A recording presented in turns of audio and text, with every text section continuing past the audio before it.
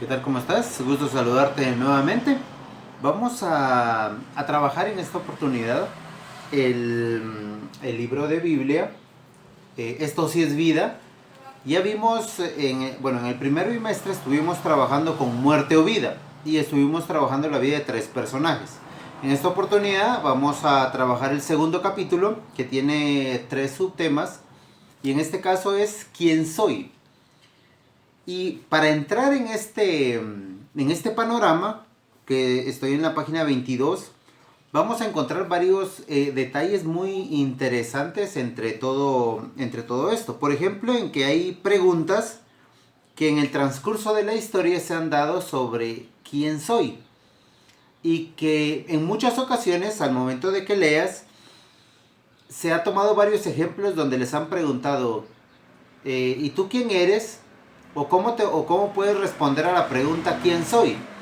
Y varios contestaron soy un empresario, soy una persona que trabaja, soy maestro, soy director.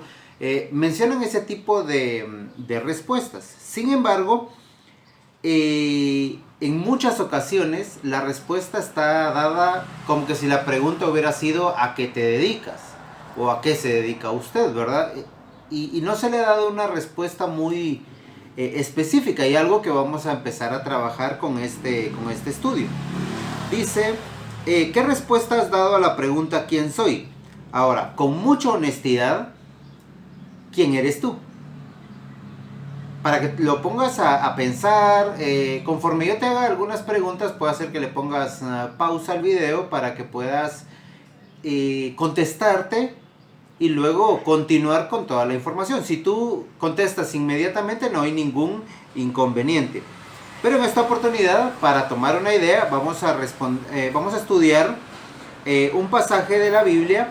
Lo puedes buscar en San Lucas capítulo 15, versículos del 11 al 32. Ese es todo lo que abarca este estudio.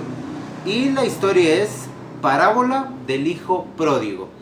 Creo que es una parábola bastante interesante, así que ponle pausa al video y toma el tiempo para poderlo eh, leer detenidamente, analizando cada uno de los aspectos y luego vamos a ir viendo el estudio.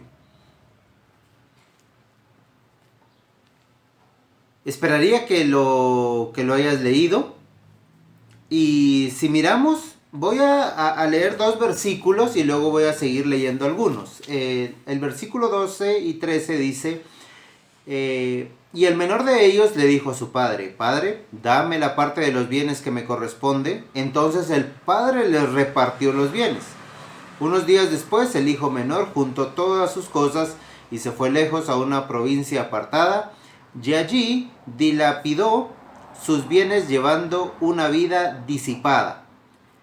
Y si nosotros miramos, tenemos la historia de un hijo, el hijo menor, quien pidió la parte que le corresponde. Sin embargo, dice que él se alejó de su casa y empezó a malgastar el dinero, que es a nuestro contexto el vocabulario que se está utilizando. Empezó a malgastar el dinero, lo empezó a utilizar a su criterio, con su forma para poderlo llevar a cabo. Y hasta ahí el punto en el que ya no le quedó nada. Según la historia, según esta parábola, nos damos cuenta que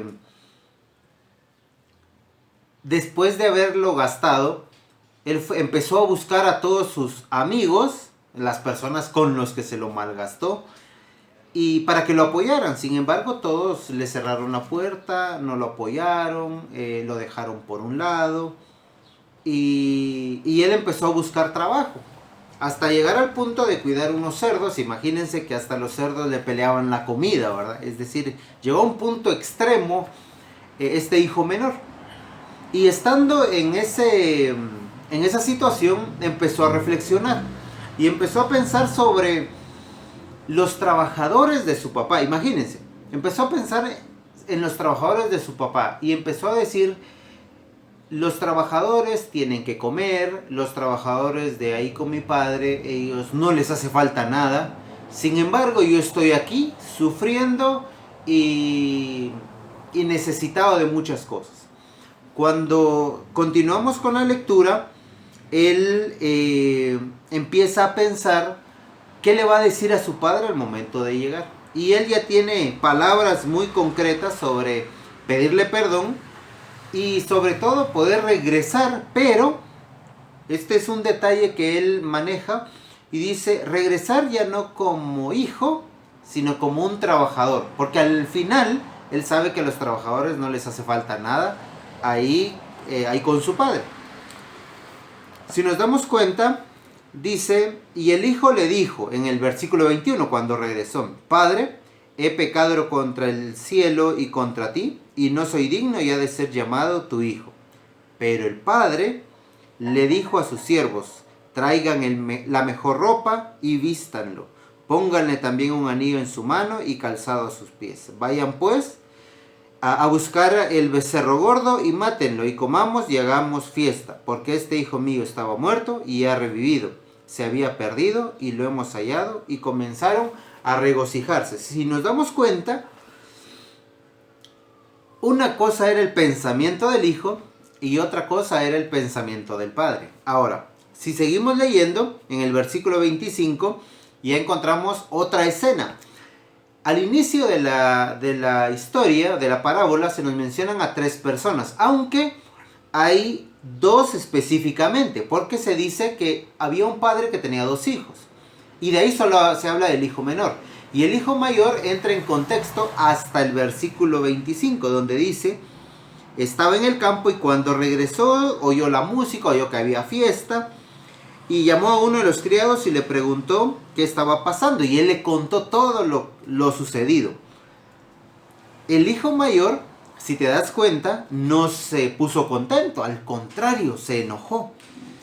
Dice en el 29, pero el hijo mayor le dijo a su padre, aunque llevo tantos años de servirte y nunca te he desobedecido, tú nunca me has dado siquiera un cabrito para disfrutar con mis amigos.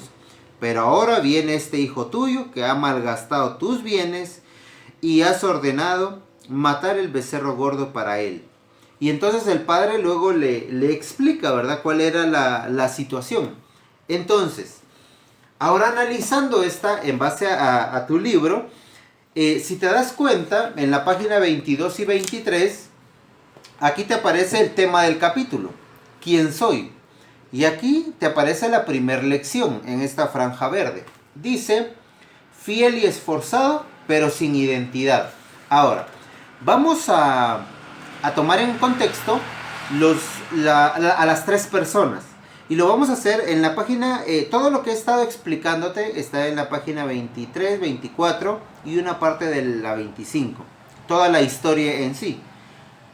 Mientras que en la página 25 está la mirada al interior de la historia. Y me llama la atención porque la mirada al interior de la historia está dada bajo una lupa viendo los 3 personajes de la historia.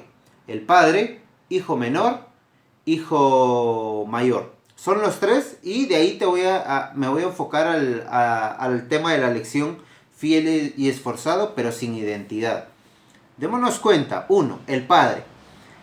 El padre tiene un amor incondicional, tiene un amor que lo da todo, porque lo vamos a hacer como la representación de Dios.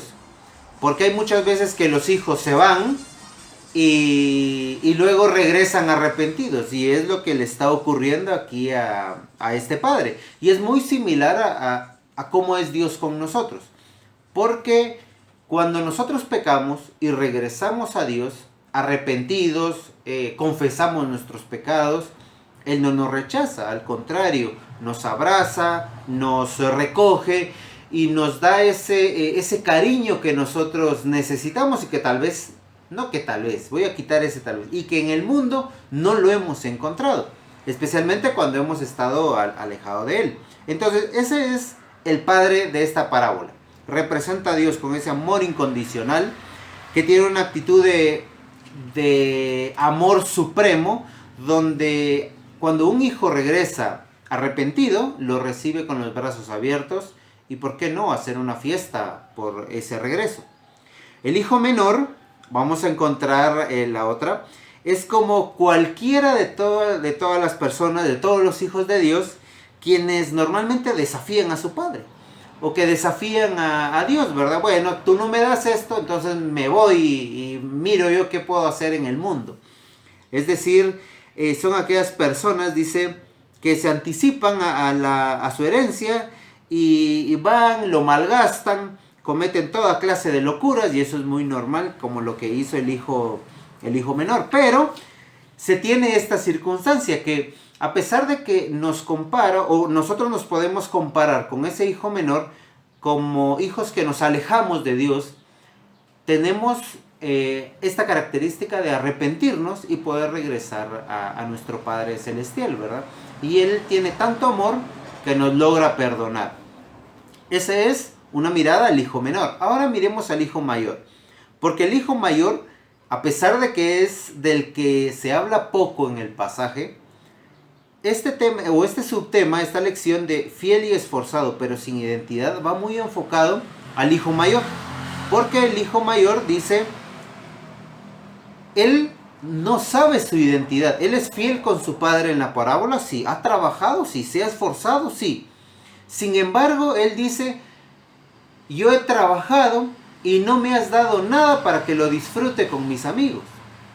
Entonces, él se está colocando en el puesto de trabajador. Es decir, él no tiene identidad desde el punto de vista de decir, él no se identifica como el hijo de su padre. Por lo tanto, si puedes leer en la página 26, dice el hijo mayor, que es quien más nos interesa, dice que aparentemente no le ha dado problemas a su padre, pero que no demuestra haber tenido una relación estrecha con él, y al parecer no se considera su hijo, sino más bien un trabajador como el resto.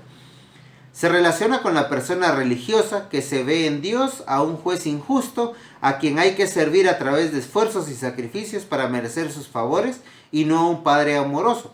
Típicamente este tipo de persona no se ha dado cuenta de que es poseedora de una herencia de amor y de bendición a la que tiene acceso. Si nos damos cuenta, el hijo mayor trabaja y dice que es como aquellos religiosos que van a la iglesia, se esfuerzan, pero realmente no se identifican como hijos de Dios. Simplemente como un siervo más sacrificado y que muchas veces le recrimina a Dios el hecho de no tener algo a cambio, sabiendo que tiene una gran herencia para poder tener acceso. Lo único que le hace falta es tener esa identificación de saber decir que es hijo de su padre en este contexto, y en el caso de nosotros, que somos hijos de Dios, ¿verdad? Muchas veces nos decimos, yo trabajo, hago esto y tú no me das nada. Y si nos ponemos a pensar qué es lo que nos ha dado Dios, nos ha dado muchas cosas. Que no las disfrutemos o que no las logremos ubicar es muy diferente.